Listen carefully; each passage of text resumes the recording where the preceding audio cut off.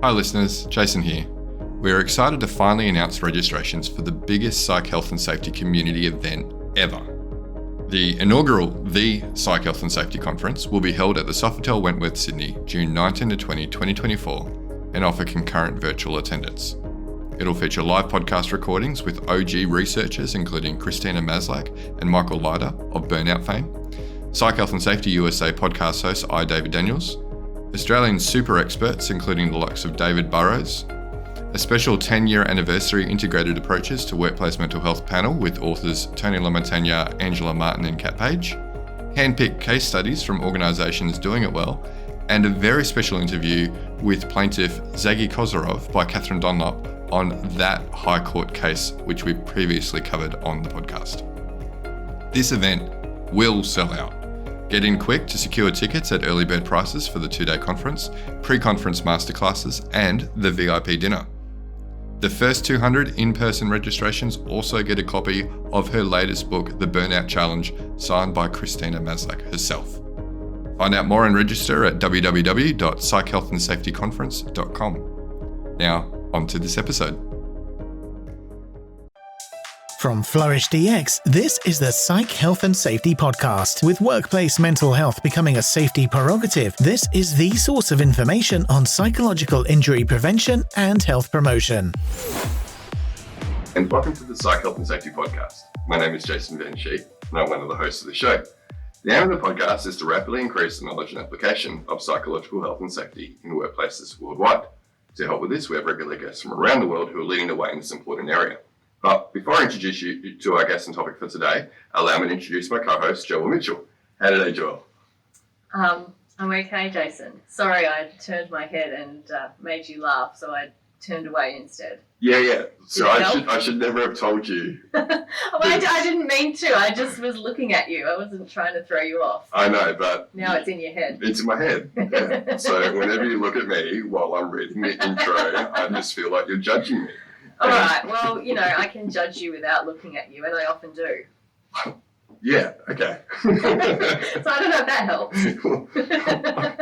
I don't know. But it always makes me, on the verge of obviously cracking up when I'm reading. I managed to get through that. We didn't have to re-record. Well done. Yeah, thank you. But it feels like a while since we last recorded. It has been, yeah. I think it's probably 6 weeks maybe. Really? That long? Wow. Yeah. Okay. Which we did a lot kind of in the space of a few weeks. So, Yeah. So we'll see if we can still do it. Yeah. Maybe we'll be better because we've had a break from it. Yeah. Probably not. Anything exciting happening in your life? I'm going to Canada for 2 days next month. Yeah, well at least it's business class. Yeah. Yeah. Clients, prospective clients out there, we're very willing to travel anywhere in the world as long as it's business class. So. I've not been to Canada before, so I'll hopefully have a little bit of time to wander around and see the sights. And I did say that business class would be like a waste on you because you've got such short legs, but you told me you have a different issue with having such short legs on long flights. Yeah, because my feet don't reach the floor, so... So instead of, I guess, having my knees jammed up against the seat in front of me, my feet are dangling, so I just get pain on the back of my legs behind my knees from the pressure. Yeah. Plus, it's, all the issues of being built like a 10-year-old kid. Well, but I can't just curl up like a cat like a 10-year-old kid can. True. So, I don't have the added, or jump up and down on your seat. Yeah.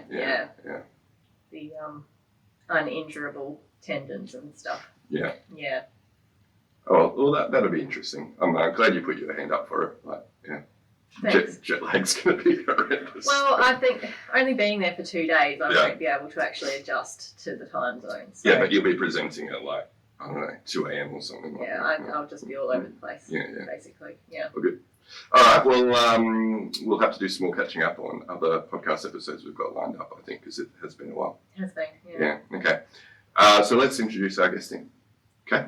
So he is a New Zealand registered clinical psychologist who has worked in adult mental health, alcohol and drug services, and child and family psychological health. He's an adjunct senior lecturer in clinical psychology at Massey University, a Fellow of the New Zealand Psychological Society, and leads a team at WorkSafe New Zealand focused on mentally healthy work. A warm welcome to the podcast, Dr John Fitzgerald.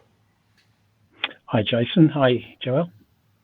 John, great to have you on. And I mentioned as we were talking before we started recording that this has been one of the quickest opportunities, particularly to get a government employee on a podcast, but very timely given the report that we're going to be talking about today. So thank you so much for turning around so quickly. Well, I just asked the question of my manager and my manager in the comms department. And I think they were really keen to get me out of their hair. And so rather than arguing the toss, they just said yes. And that's great. Okay, lessons for all of our listeners. Yeah, just annoy your bosses into agreeing with you. Yeah. Fantastic.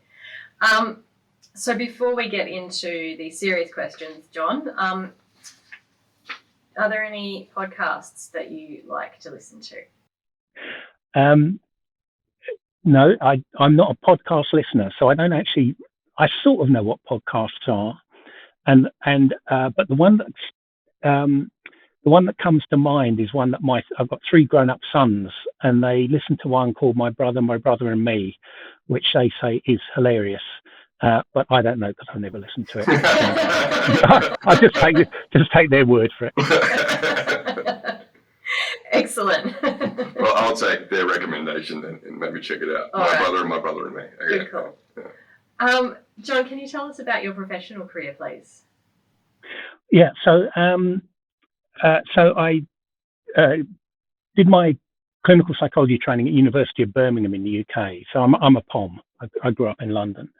And I did my clinical psychology training at University of Birmingham finished it in 1988, and spent 4 years working in adult mental health, and then came over to New Zealand in 1992. So I've been here over 30 years. And in that time, I've worked primarily as a practitioner, and then as a practitioner and a manager, and then as a practitioner and an academic, and then as a practitioner and a manager and an academic. And so I've just added roles. About 4 years ago, so in 2020, I decided to take a completely different direction and joined WorkSafe New Zealand. So sort of health and safety at work, apart from when I was director of a small NGO, when obviously health and safety was something we had to pay attention to, it's never really been a sort of a primary focus of the work I've done. The reason why I moved across was because in clinical practice, you can potentially make a difference to a relatively small number of people with really quite significant or acute problems. But moving into health and safety of workers, there's a potential to make a difference to tens of thousands of people if we get this right.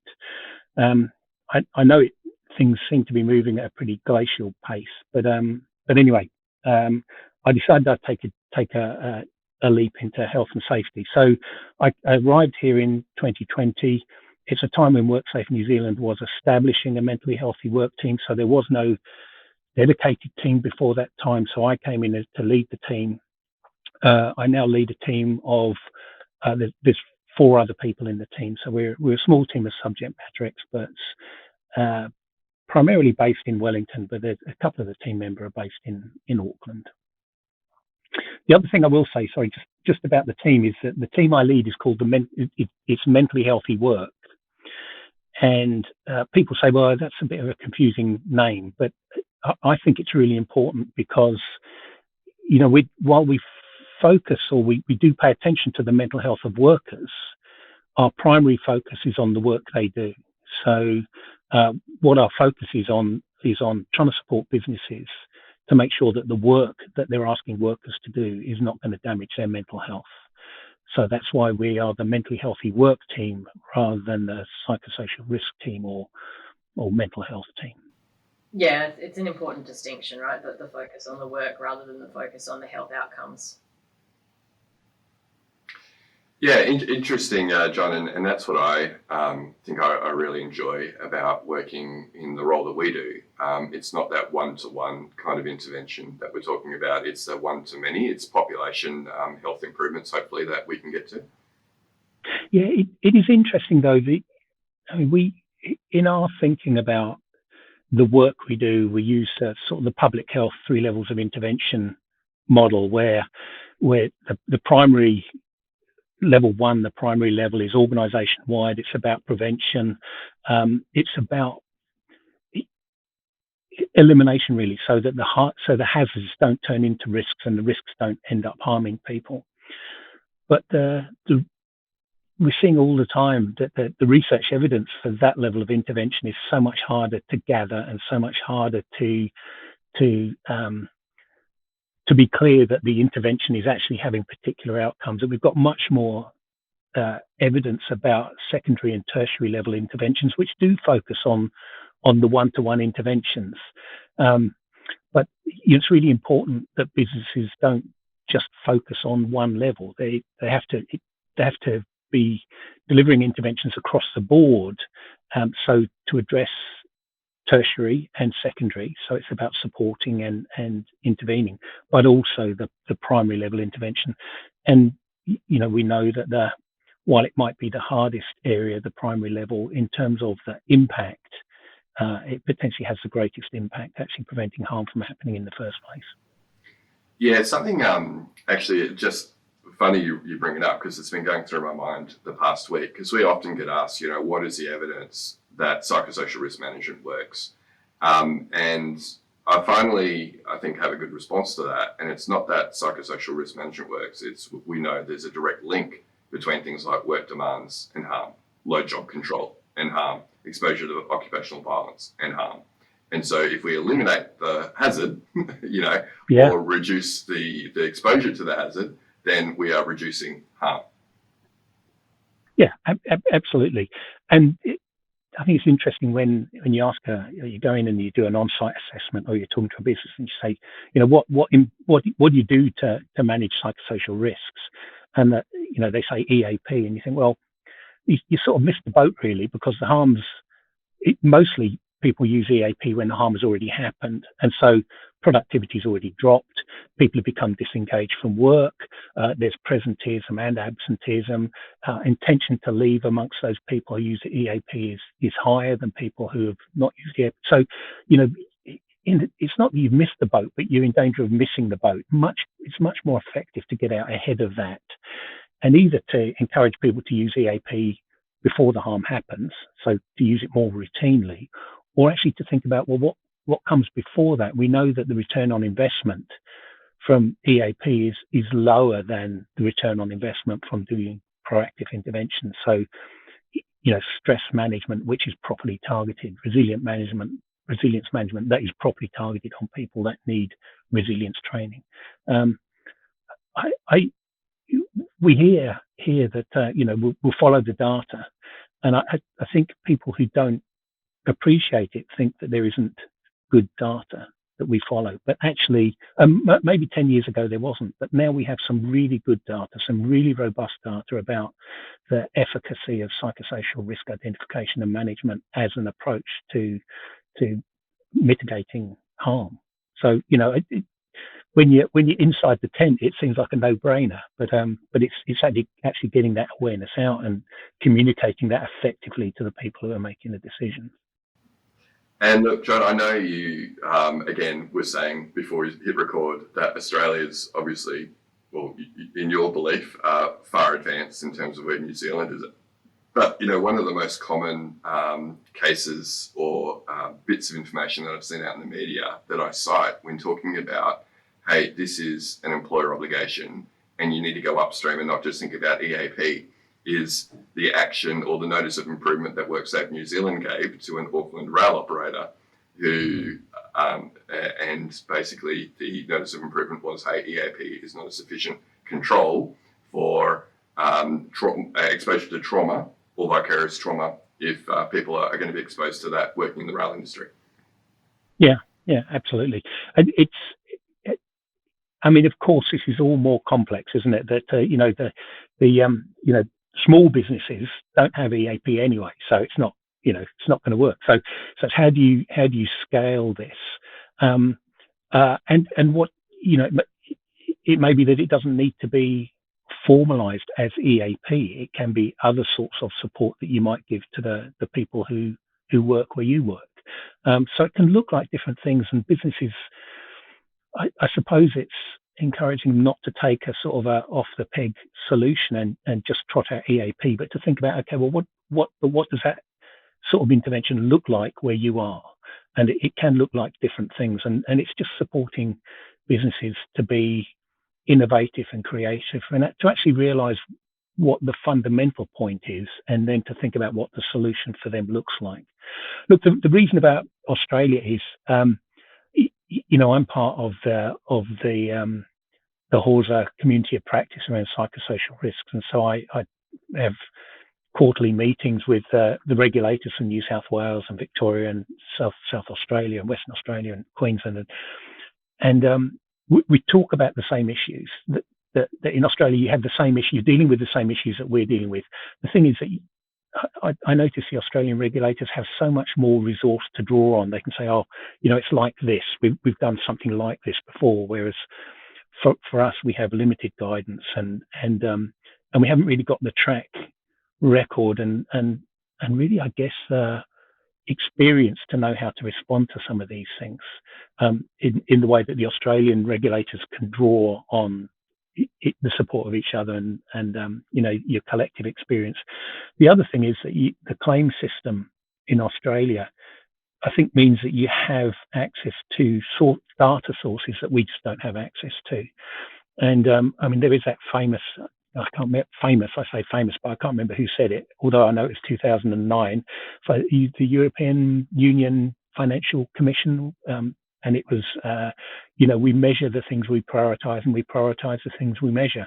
And if we don't have good data, then we don't pay attention to these things. And I think one of the problems we have in New Zealand is we don't have good data. So the danger is we don't pay attention to these things, which is one of the positive things about this report, is it's starting to give us some data on something that's potentially important.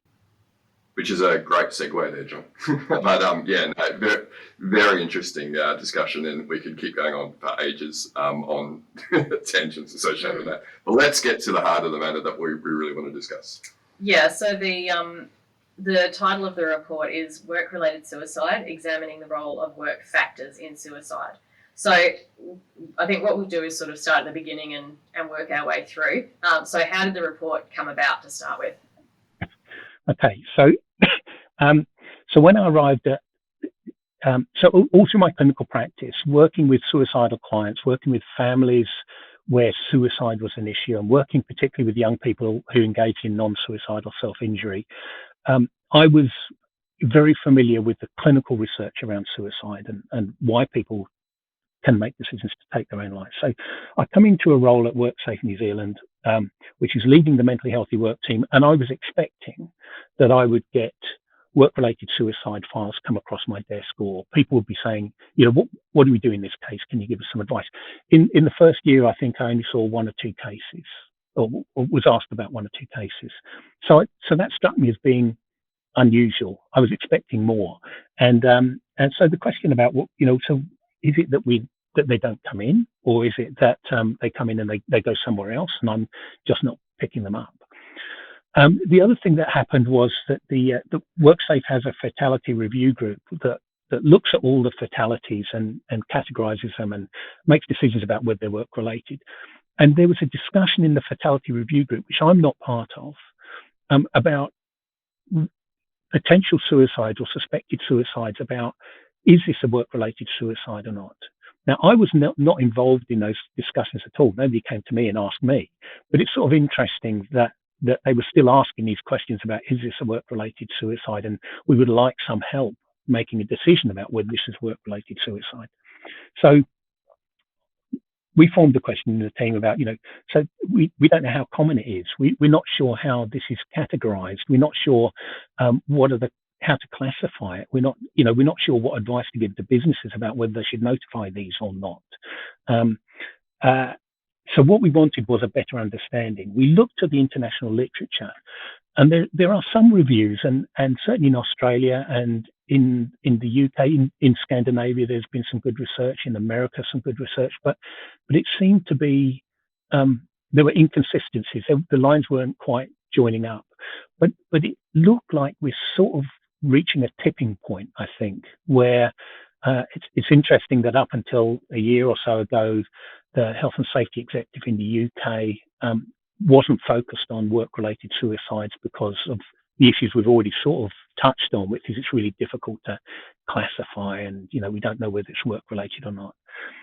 And then they found came across some research from Scandinavia, and they seemed to be thinking about, maybe this is something we should be looking at. In Australia, of course, you've got the case in Victoria, settled, I think it was, or the court finding in 2023 of the 2018 case in the Justice Department, but also the Brody's Law case. And so it seemed to be a sort of a gathering of momentum, and certainly the conversations I've had in Australia. I was at the Australian Suicide Prevention Conference last year in Canberra, and there was some discussion there about work-related suicide. So there seems to be a bit of a gathering of momentum. But anyway, so I think the other thing that happened was that we just had the right people in the right places at the right time to approve a project looking at work-related suicide. So we pitched it to fill a gap, really, something that we thought was obvious in its absence. And fortunately, we had people with insight who are willing to allocate the funding to allow us to get the report done.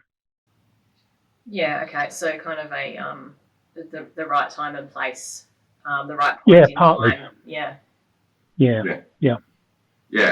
And we're talking off air, John, around when we talk about consequence of psychosocial hazard exposure. Often, we discuss it being a reversible condition. Something like depression, can be treated. Something like burnout, people can recover from most often. Even breakdown, right? It might be a lengthy recovery process, but people can recover. Obviously, in the case of suicide, that would be right down the catastrophic end, and not just for the person who suicides, but for their colleagues, their family members, and the broader community. The impacts go on, right? Yeah. So I mean, I see the figure, and I'm not quite sure where it comes from, but each suicide impacts on 137 people. I don't know how you come up with a number like that. But the thing is, it's not it impacts on you, and the impact goes away. I know from clinical practice that this takes years and years after the event, and it still doesn't go away. So it doesn't just impact on people; it has it changes their life course when somebody close to you suicides. And one of the potential impacts that we'd like to use this report for, and it's sort of as you've alluded to, Jason, is that people think that psychosocial risk exposure impacts on an individual, and that it's sort of a soft impact, that it happens over time, and it leads to hurt feelings and maybe people needing time off work. And I'm not looking to downgrade at all the impact of psychosocial risk exposure, but to throw into the mix, well, actually, psychosocial risk exposure can also kill you. It can be the most extreme, the most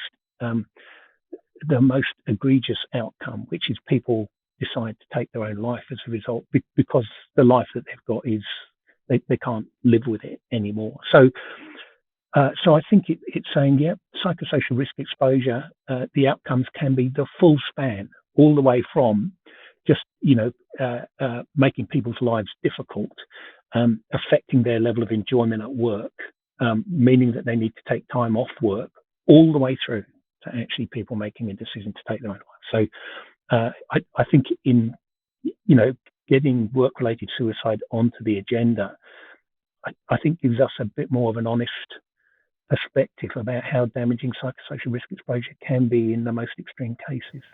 Yeah, and you referenced the Coroner's Court of Victoria case in Australia in 2023 that was found, that the employer was liable, having a toxic environment that this lawyer who suicided in 2018, unfortunately, was exposed to, and that was what ultimately led to her making that decision, right? Yeah. And I think one of the difficulties is, and it was one of the reasons for doing the research, was what constitutes a work-related suicide? How do we make that decision? And um, in looking at the files, our WorkSafe files, which weren't included. We didn't look at those as part of this research, but we looked at them alongside the research. And there was a sort of interesting this theme about workplaces identifying worker personal stresses as being significant. But a number of the notifications we got from about suicides were from family members who saying, "I think there's something at work." So it's really perspective makes a difference where people stand in relation to these events, but also not having clear criteria. But at least with some court cases, we're starting to draw some lines around and say, well, look, this is what is accepted as sort of evidence or some sort of proof that this is a work-related suicide, and to have those cases, and I'm not sure they need to be prosecutions. I just think that we need to be able to cast a lens over them and look at them in detail to learn from these cases. Why do we think this was a work-related suicide and not this one? What's the difference here? But what are we paying attention to, and what are businesses paying attention to when they make that determination about whether to notify WorkSafe because it's a work-related fatality or not? So that we've got a lot of ground to cover in terms of clarifying our thinking about this, but we need to start somewhere. And I think this report and prosecutions are a place to start, I guess. Yeah, and this report, we were so keen to get you on because, like you say, this is more than just hurt feelings, and we do hear that, quite often, unfortunately, when talking to, people in senior leadership roles, and really getting them to understand the whole, continuum of consequence. But John, tell us a bit about then the methodology sitting behind this report. Okay. So what we did was we employed an experienced suicide researcher from outside WorkSafe to do it, a guy called Rowan Medill. Excellent researcher. I'm not sure whether he's looking for work at the moment, but if you're looking for a suicide researcher in New Zealand or in Australasia, he's a really very, very thorough researcher.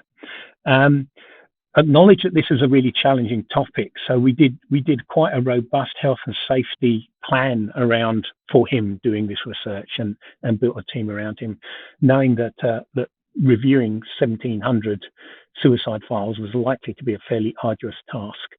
And we had myself and one other team member, Paula McKenzie, were sort of provided peer support and peer review of the work he was doing. So what we went through the National Coronial Information Service, which holds all closed coronial files for Australia and New Zealand, and we looked at a 5-year period, 2017 to 2021, and we took all the closed files, suicide files for that period for suicides in New Zealand. In Australia, the coroners get an option to tick a box in the NCIS portal saying that it's work-related. New Zealand coroners don't get that option. So basically, we had no way of filtering out suicides that seemed to be work-related.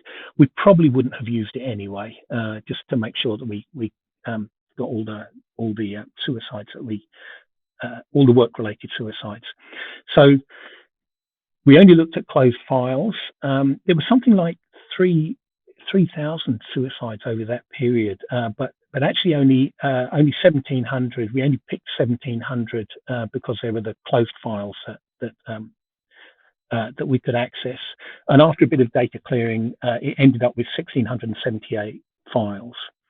So we did 2 layers of screening. So the first one was, let's go through those, just quickly screening them to see whether we can identify suicides that have the potential to be work-related. And we had 3 criteria. So one is that they happened in the workplace. The second one was that they used work-related means. And the third one was that the coroner identified one or more psychosocial hazards in the findings. As a result of that, we found nearly 246 files that seemed to be work-related, at least had the potential to be work-related suicides.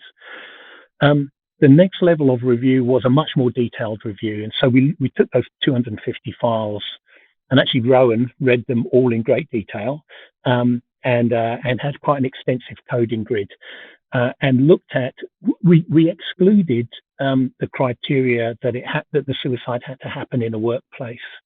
And there's some reasonably good research about that not being a useful criteria, one of which is that, the confusion, like in agriculture, that people live where they work and work where they live. So actually they might not have anywhere else to go. And so it seemed to be a bit confusing. So we were left with two criteria. So one was that it used work-related means, and we found that in 43 of the cases there was work-related means identified.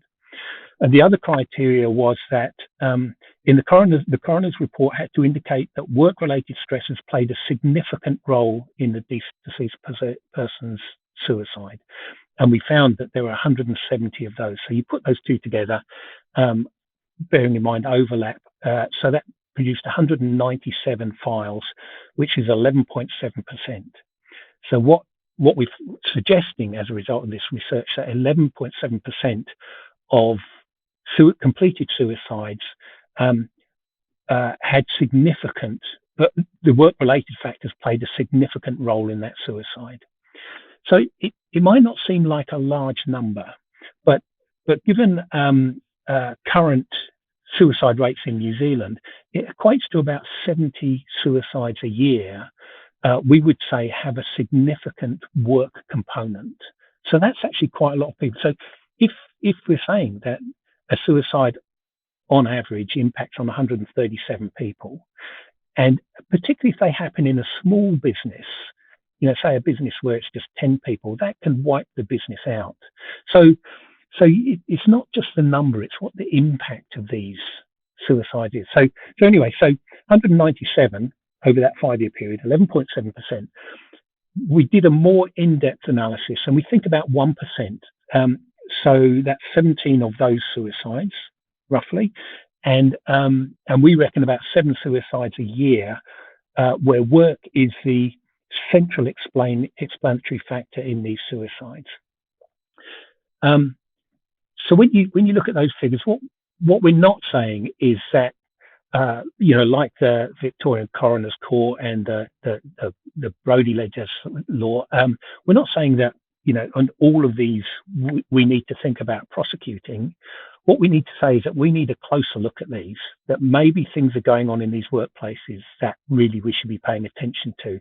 It may be that in the 1% of suicides that are predominantly centrally explained by work-related factors, then maybe you go to another level of enforcement. But we've still got so much to learn and a lot of cases to learn from. We did look at the over the 5-year period about whether WorkSafe knew about any of these cases, and we didn't know about any of them. So the cases that we'd been informed about were not the this 1% of case that were where the coroner seemed to be putting information in there that led us to believe that work was the central feature.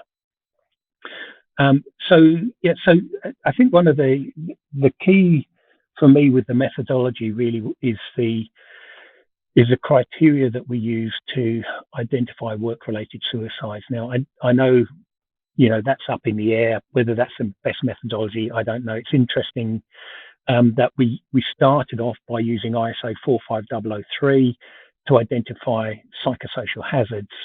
But actually in the coronial reports, they came up with quite a lot of other things that weren't in 45003 that might not be health and safety issues. There were a lot of performance issues in the workplace. So clearly those are work-related issues, but might not be health and safety issues. But things like, people making an error at work. So they made a mistake. And so I don't know where that would fit in 45003. doesn't actually seem to be an employment relations thing particularly, might be, but it certainly is a work-related stressor that seem to crop up every now and then in these coronial reports. That figure of about 12% seems to be gathering some momentum, and if you look at international research, it seems to be not far off where other countries are putting the work-related suicide prevalence or incidence. Do you need more psych health and safety in your life? Then head over to the FlourishDX Academy for several free on-demand e-learning courses. If you're an internal professional, follow FlourishDX on Eventbrite to register for any of our free fortnightly interactive webinars. Our flagship professional practice program is also exclusively available for internal professionals. The 12-week course blends theory, applied practice, and interaction with other professionals through live lectures and a monthly community of practice session. Find out more about all these learning opportunities or inquire about a bespoke in-house training at the FlourishDX Academy. www.45003.org. Now back to this episode. Yeah, so John, was that the methodology that you've just described in detail? Is that similar methodology to some other reports internationally then? Yeah, so the sort of the content thematic analysis was sort of based on some research that was done in is it Peak Arthur was done in America, and also there was a study done in Australia where they looked at did coronial review of coronial files.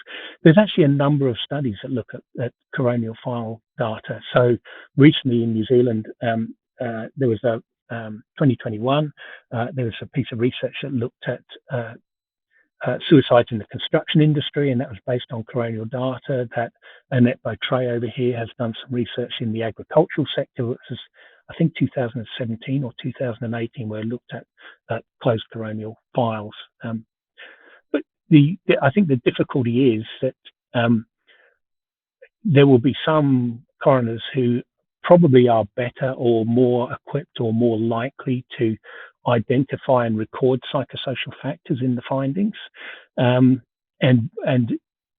what they would recognize as being a significant psychosocial factor might vary, and it might vary between coroners. It might vary coroners at particular times in their careers, for example, might depending on the cases they're working on. So I think we would say that the figure that we've come to is likely a conservative figure, that the rate is probably greater than that, and that's partly due to the way the emphasis in coronial files and the way that they're drafted, and that some are very comprehensive and some are less comprehensive, and obviously some of the information that comes through to the coroner in police files will have an impact, and you get some police officers who are in their statement gathering, they're going to be more attentive to some things rather than other things. So there are all sorts of methodological traps here.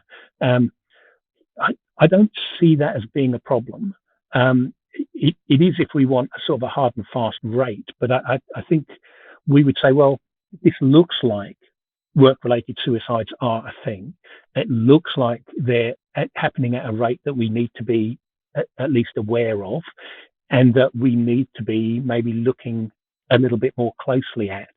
And it's not because as a regulator, we need to go in and regulate these, but we need to understand them, and we need businesses to understand what some of the risk factors are. But also, I think the other side of this is, that these happen, and what is a business doing after a suicide of a worker to support other workers, and so that's another part of the story. And John, I'll pass over to Joelle in a second, but there's two really important points that you made there, and you just re-emphasised that one there, that it's not about making convictions, but it's about learning from these examples.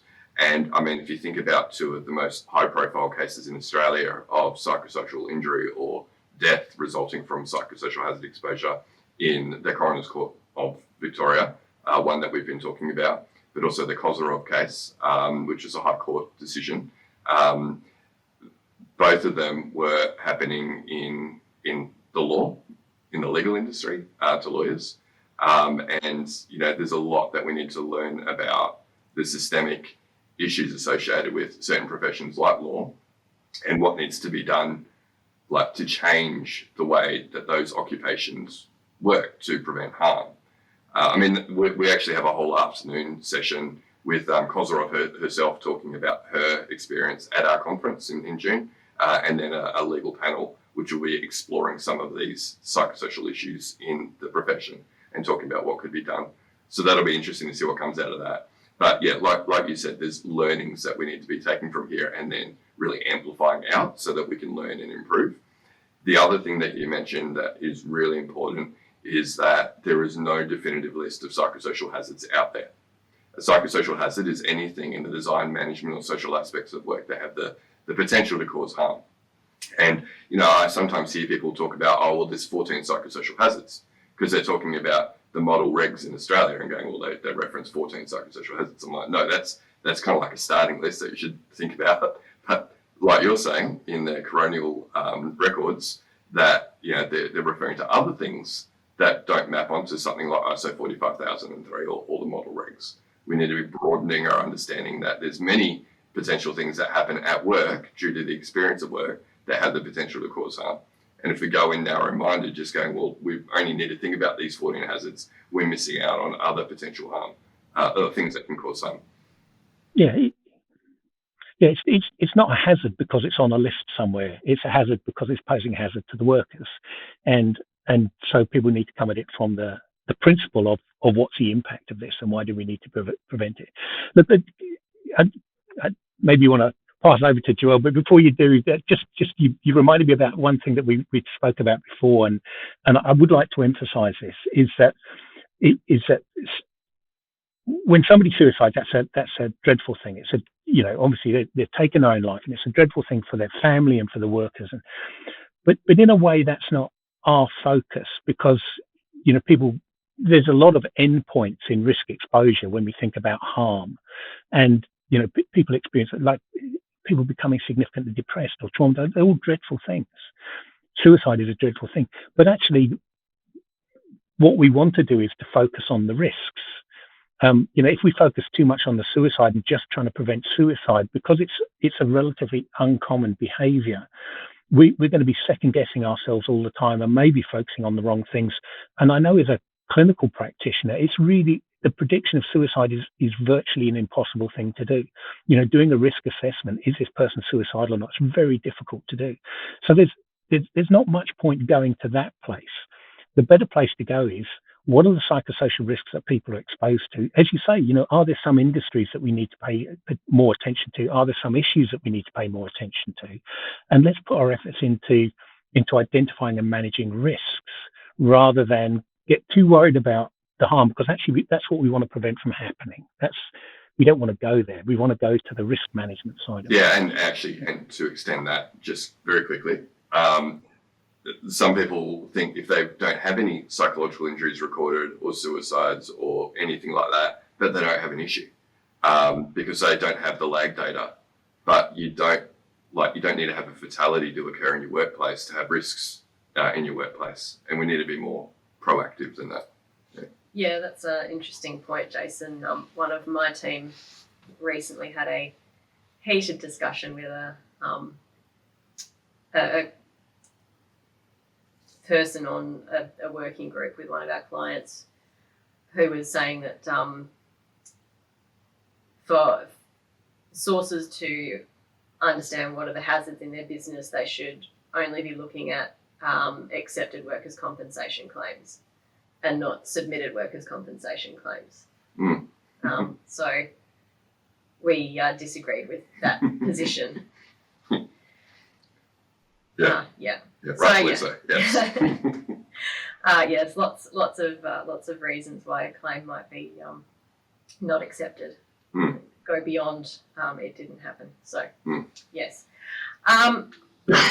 Before I ask my next question, John, just a question that popped into my mind about your methodology.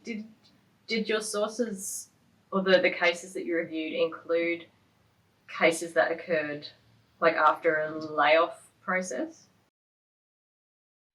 Okay, so so some of the other research has only looked at cases where the person was in work when they died. We didn't. Rowan was really keen that we didn't. That we looked at a period of 6 months after post-employment, and it's really. I'm just wondering if I can.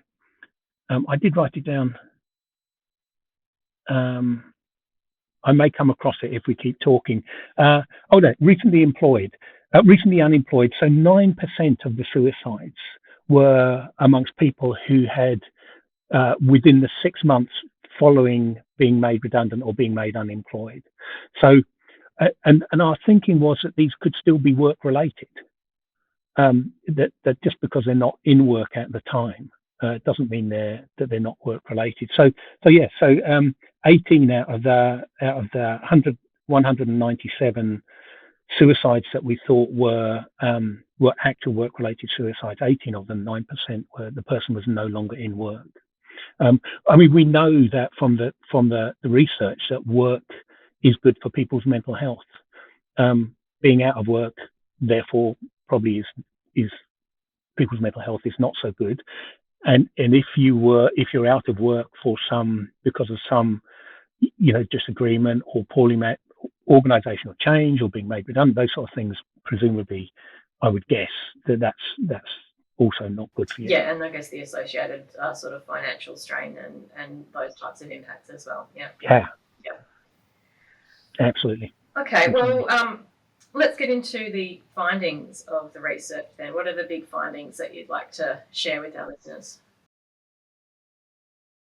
Okay, so the biggest finding is roughly 12% of suicides seem to be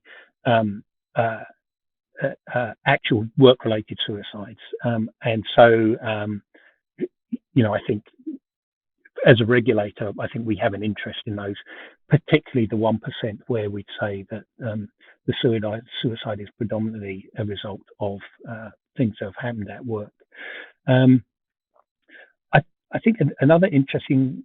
So can you guess, or do you know maybe if you've looked at the report what sector most of the suicides occurred in, or that was most represented? I did see it, and now I can't remember. That was going to be one of my questions. What industry? Yeah.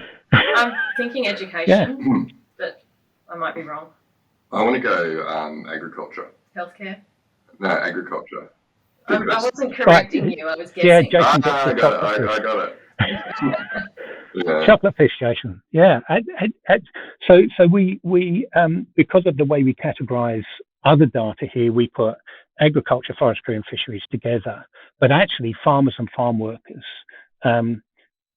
were 30 of the 197 suicides were amongst farmers and farm workers.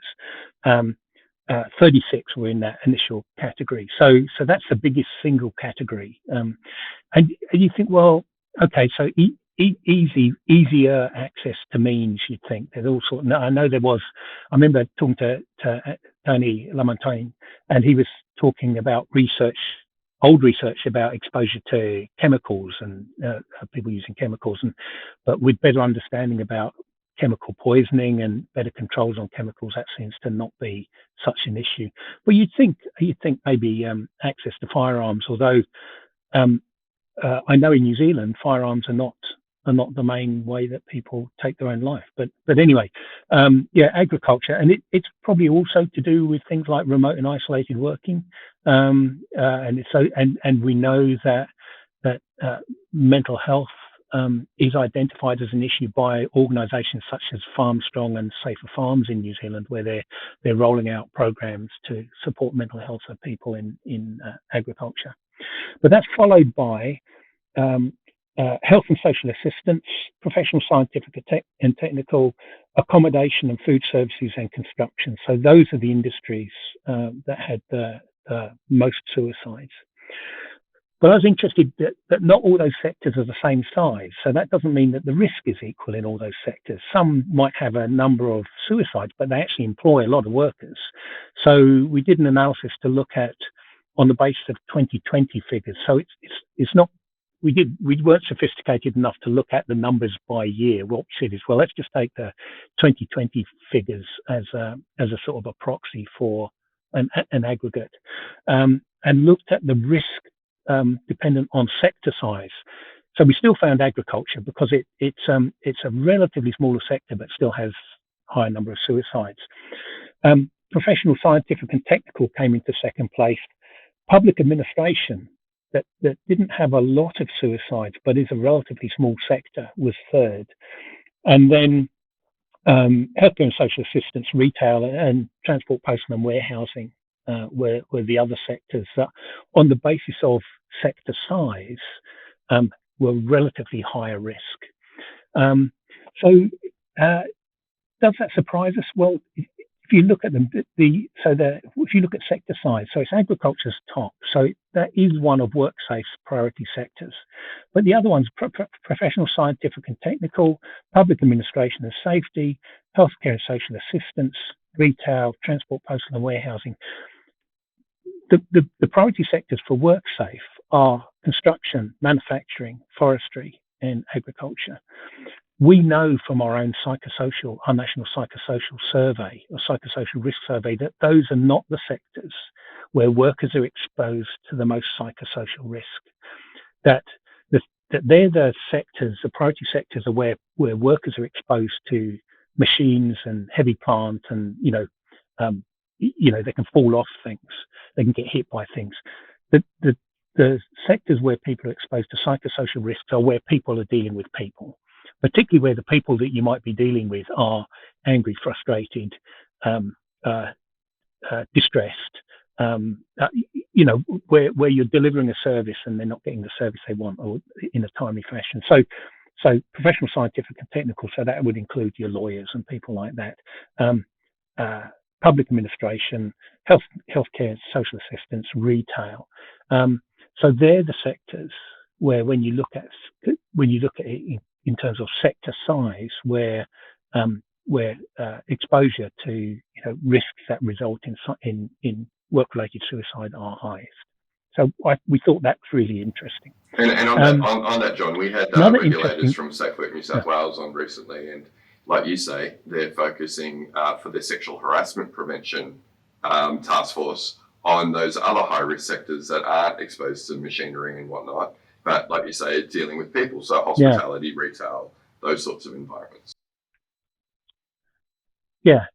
It is interesting, and the challenge is when you've only got limited resources, and you're competing for those resources with sectors where people are being killed and people are being physically injured. It can be a little bit difficult to make the case, but we'd say, well, people are dying in these sectors as well. It's just that the fatalities are due to a different cause. It's interesting if you look at WorkSafe New Zealand, and I'm not sure whether the Australian regulators are the same, but on our website, WorkSafe New Zealand's website, you can go to the data portal and look at the fatality figures. And it gives the annual fatality figures. But it has a little exclusion. It says that these fatality figures don't include fatalities which result from natural causes. So people just going to work and having a heart attack that's got nothing to do with work, or fatalities that result from self-harm. So we don't count them. Of course, you're 15 times more likely to die from a work-related illness than you are from a work-related catastrophic event. Doesn't count any of those. Doesn't count people dying from silicosis or asbestosis or other cancers that they picked up through the course of the work. So it doesn't include any of that. But it does raise the question about how we decide what the priority sectors are, I think, which is sort of interesting. Another interesting, we asked the question of Rowan. We said, look, if you can identify whether employers knew about that the worker was distressed. In 67% of the files, the coroner made no mention of whether the employer was aware. In 17% of the suicides, the worker was self-employed or didn't employ any other workers, so they were working on their own, which is really interesting because, in a sense, the employer did know, but themselves, but maybe didn't have access to any sources of support or didn't know what to do. So, I think there's a target group there, which is, people who are in sole charge of their business. They're self-employed. But in 11% of the files, it was clear from the files that the employer did know that the worker was distressed, which raises a question. I think an interesting question about what is an employer to do? How does an employer prepare managers for dealing with these sorts of things? And I think it is a really interesting question. We get leadership. So leaders set policies, but policy is no good unless it's turned into processes and protocols, and it's actually applied. And often it's not the senior business leaders who do that; it's sort of middle management and people leaders. So how do we adequately prepare them to respond or to recognise distressed workers and to respond appropriately? So that's where this sort of data pushes us, is to how do you prepare an organisation for dealing with this? We've just done provide some support for the Mental Health Foundation in New Zealand, and they've been commissioned, or they were commissioned about a year ago by the Ministry of Health and the Suicide Prevention Office to prepare some material for businesses about dealing with worker suicide or responding to worker suicide and post-vention. Really good resources they're developing. Some really detailed things about, so if a worker suicides, how does a team leader raise this with the team? What do they say at that first meeting? What language do they use? And what is the language and ideas that they might avoid using because it might inflame the situation? How do they deal with the family? So some really good practical advice, which I would say, even if managers don't have in their head that they're preparing to deal with potential work-related suicide, read this guidance, because it's really good about how they deal with really difficult issues in the workplace. So it's really good exemplars. So they are out there, but managers need to. I shouldn't be telling managers how to do their job, but they need to be resourced. They need to have the time to do this, and we need to have the right people in the right places in organisations, or businesses need to have the right people in the right places. The other point I'll make about the findings is, as I said, we looked at 45003. So Rowan came up with a list of what were the psychosocial stressors, or the workplace stressors that were the most caused the most problems. So the first one was sort of generic job demands. So I'll break that down in a minute. But the other thing were poor interpersonal relations, workload and work pace, working hours, and bullying and harassment. So those were the things that were pulled out of these coronial files that were the top stressors. So the top one was work demands. So he broke that down into not having enough, having too much work to do, given the time or resources. Sounds a bit like workload and work pace to me. Unrealistic expectations, exposure to events that were distressing or destructive, so traumatizing events, working with aggressive or distressed people. So a lot of these are about interpersonal relations and having to deal with those, maybe when the work you're doing in any case is emotionally difficult, but having to deal with it in the face of relationships that are really demanding and undermining and challenging, and potentially not having adequate support, recognition of that, and adequate support to be able to deal with those. And so you end up taking those things home. And we do hear in some of the files that we pick up where a person's taken their own life, and the business's response is, well, things weren't going very well at home for them either. And you say, well, in the back of my head, I'll say, well, I wonder why they weren't going very well for them at home. Was it because all the stress being transferred from home? It's the chicken or the egg. Well, if you work at height in a building, when you leave work, it's unlikely you're going to fall off a tall building, because you're not doing that outside of work. But unfortunately, you don't check your work-related stress at the door when you come home. You get into the car and you transport it home, or you transport the worry, or that that you're burnt out, or you're feeling really sad because of the work you've had to do. So that all gets transported home. And yeah, so it's not, you can't parcel it up and leave it behind. So you carry it home, and it ends up affecting your whole life, I guess. Yeah. The prominent themes were work burden, conflict and mistreatment, and compromise, competence and security. So in terms of general themes, it's the sort of things that we would expect in people who are familiar with psychosocial risks at the workplace. They're sort of the likely suspects listed in the coronial reports. Yeah, and I guess when we look at things like prosecutions, typically, I guess that the bullying and the more extreme examples of interpersonal conflicts, sort of violence or exposure to traumatic events, are easier to prove. That they either happened or they didn't. Well, they are. I think things like excessive workload, that can be more difficult to prove, both that it was there and also that it was the cause of the distress, or the primary cause of the distress. I think one of the keys is we need to link the risk exposure to harm, and there is this intermediate step that work-related suicide is quite an extreme harm. So it may be there's some intermediate steps there. So we know that exposure to traumatic events potentially leads to a psychiatric disorder, post-traumatic stress disorder, or acute stress reaction, or those sorts of things, and that gives us a little bit more firm foundation.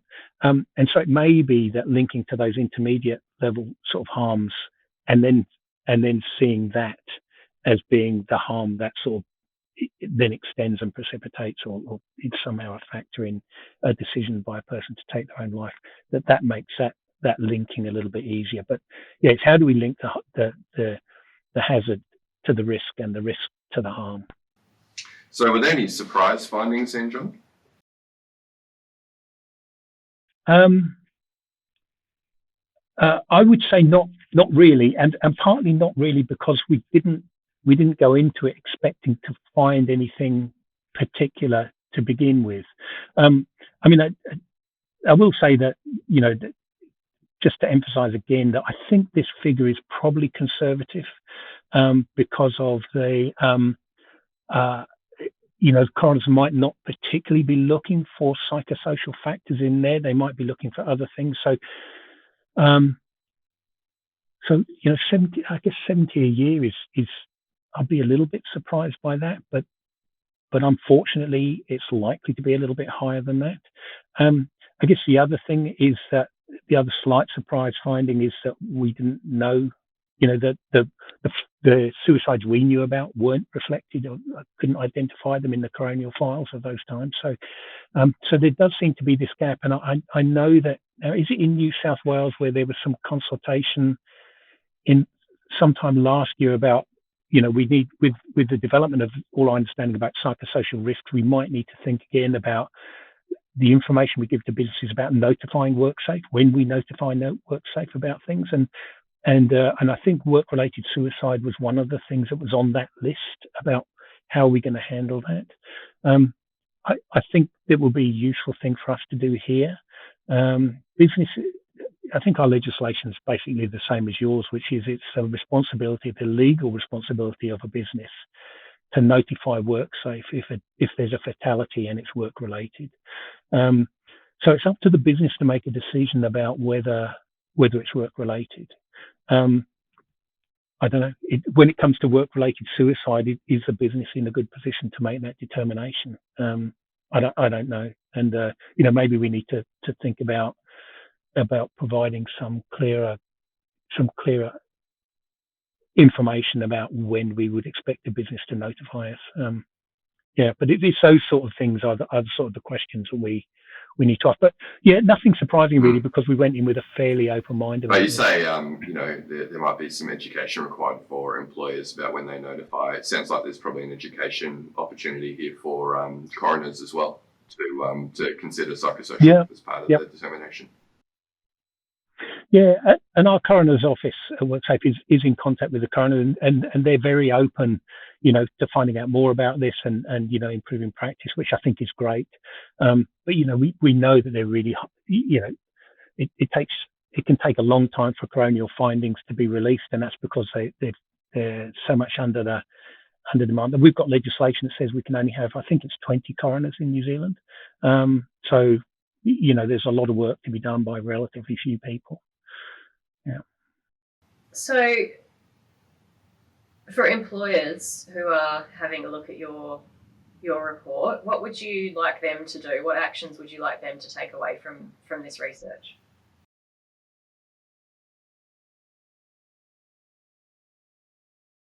It's sort of from the research, but it's as much from theories of suicide, and actually the theory of suicide that I just resonates with me is David Klonsky's 3-step theory of suicide, and it's sort of, I know the Health and Safety Executive has released a sort of a blunderbuss approach, a blunderbuss theory about suicide, where what they've done is they've crunched a whole load of theories on suicide together and said, look, we can use this as an explanatory model. I think it's really, really quite complicated, but Klonsky's model basically says there's 3 steps. So it's whether the person is in pain, and that includes psychological pain. So sort of the idea of psych 8.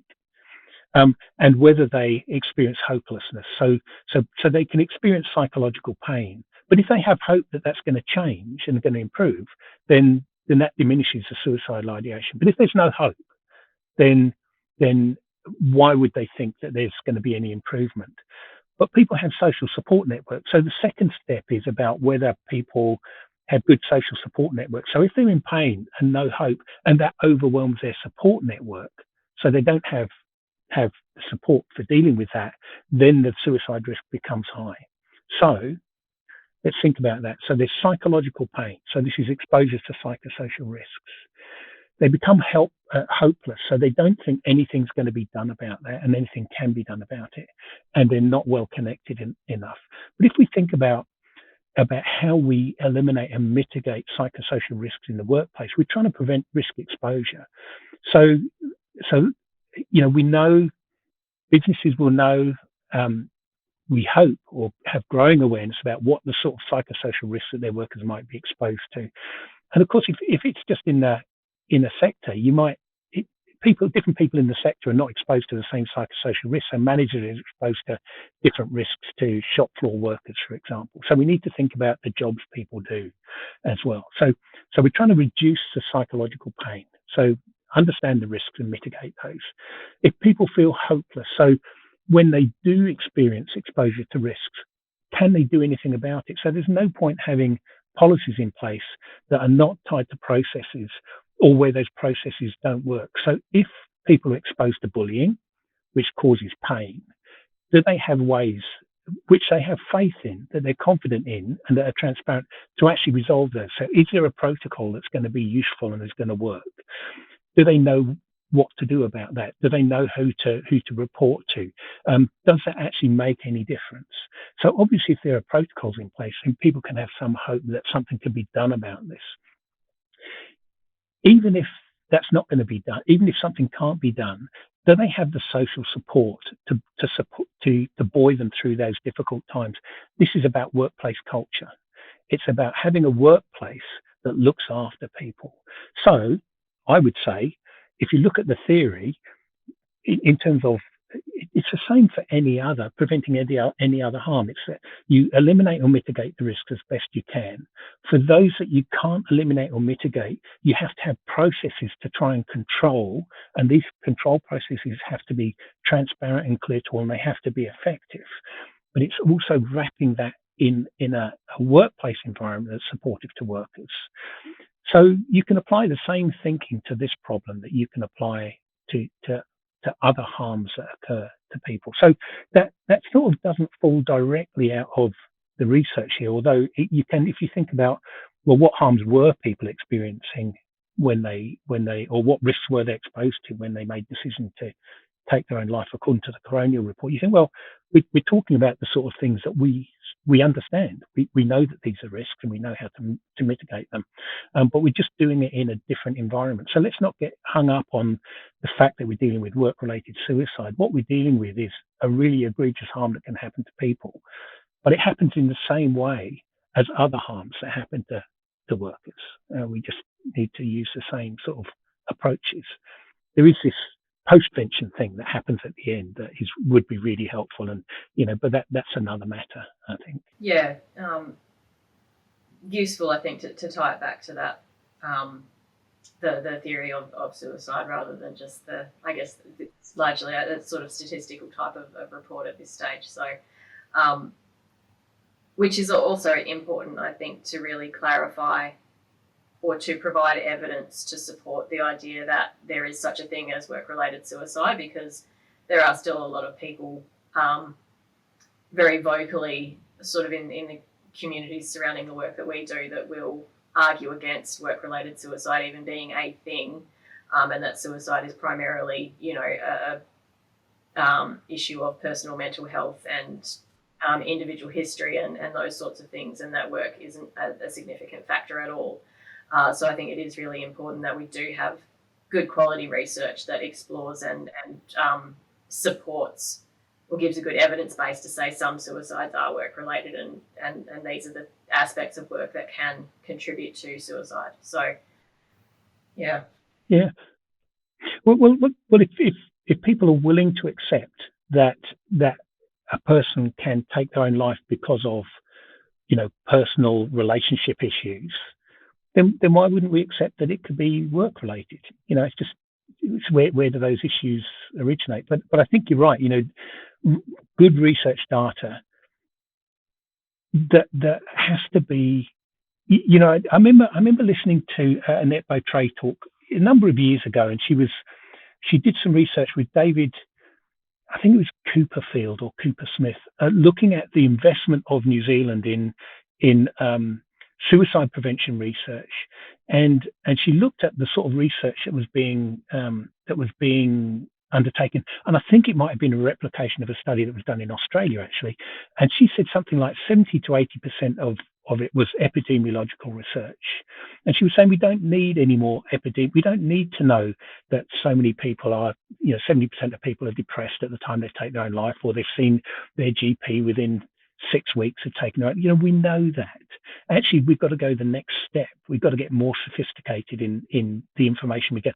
And actually, this, work-related suicide is a subtle and sophisticated question and area of research. So we need good quality research, which actually takes resourcing and takes time to do, and then takes real skill to integrate that and say, okay, well, what does that mean in terms of what's the impact on practice of this research? But, again, if we don't start, well, it's already started. We just need more of it. Yeah, and I think, for a lot of people, there's a view that suicide only happens to people who have experienced sort of lifelong mental health conditions that are very severe and debilitating, and that ultimately leads to those decisions. And I guess there's less of that common recognition or understanding of suicide as almost a severe reaction to an acute stressor. Yep. And if I was able to tell you, which I'm not, about particular cases that I've been involved in, absolutely, cases where people take their own life, no mental health history, no physical health history, no relationship problems, no financial problems, no drug and alcohol problem. You say there is nothing else in this person's life that can explain this. And if it happens once, then why wouldn't it happen more than once? So, it is, yeah, exactly. It is something we have to consider.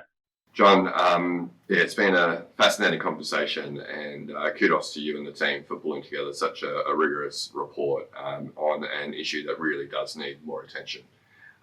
So it'll be interesting to see how many people read the report following listening to this podcast, and what sort of change we might see in organisations in how they think about suicide and what they can do to prevent it.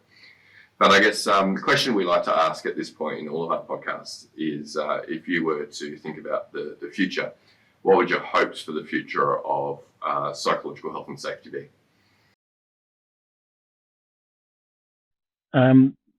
Okay, so you did flag that you were going to ask this, so I gave some thought to it, and it's a huge question. But what I put down here was that I can only speak for New Zealand, and I hope that we all get to a place where where work-related psychosocial risk management, where we can take it seriously, and I did ponder whether that was maybe a little bit of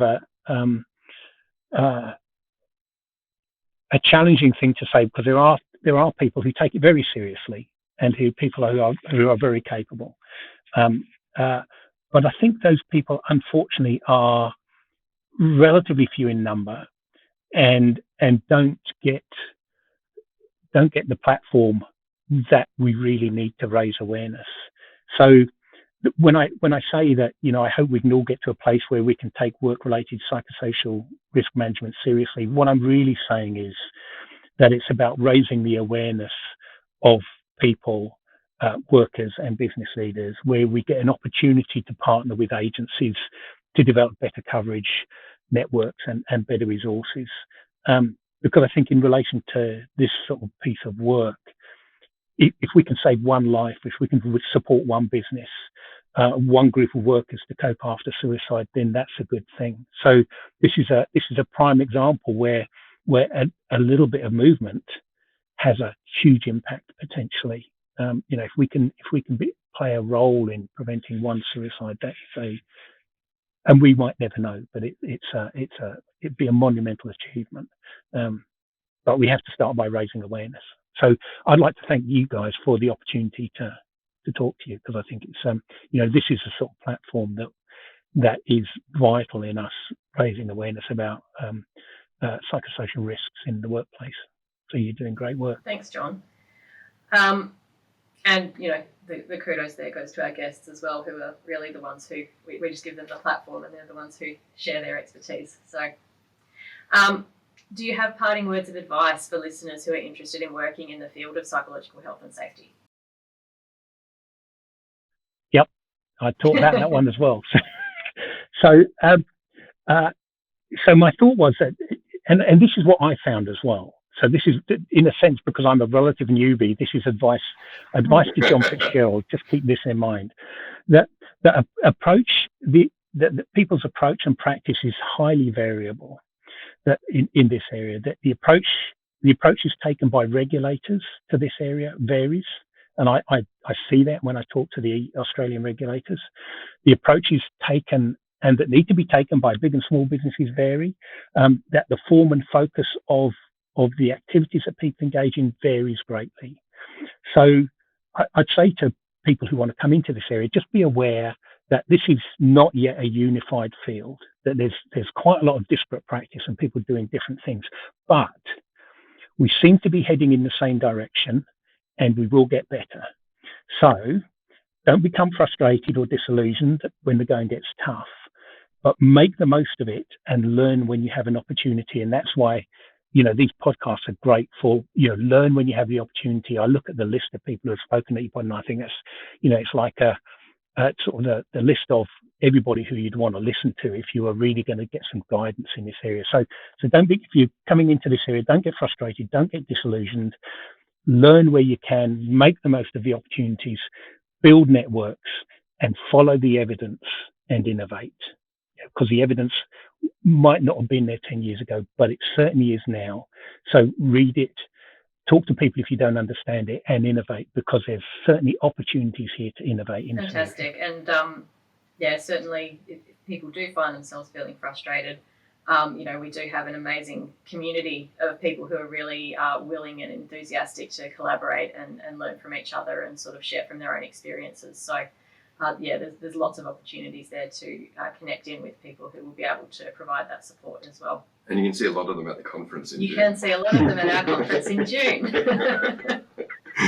Nice. Well, John, again, thank you again for being so willing and very capable, obviously, of being able to talk to that report in short time. We'll do our best to try and get this podcast out as quickly as possible while the report is still getting some media at the moment. So thank you, John. Thanks very much. All right, listeners, that brings us to the end of this episode. Remember, we do record these over video and share them on the Flourish DX YouTube channel if you prefer video over the podcast audio. We do also take the clips from these episodes and we put them on the Flourish DX LinkedIn page. So do follow the LinkedIn page for the short snippets from these episodes. And then while you're over on LinkedIn, do connect with myself and Joelle if you want to continue the conversation. But thanks, listeners. We'll catch you next episode. You've been listening to the Psych Health and Safety Podcast. To stay up to date with the latest on psychological injury prevention, follow Flourish DX on LinkedIn and subscribe to the Psych Health and Safety Podcast at www.psychealthandsafety.com.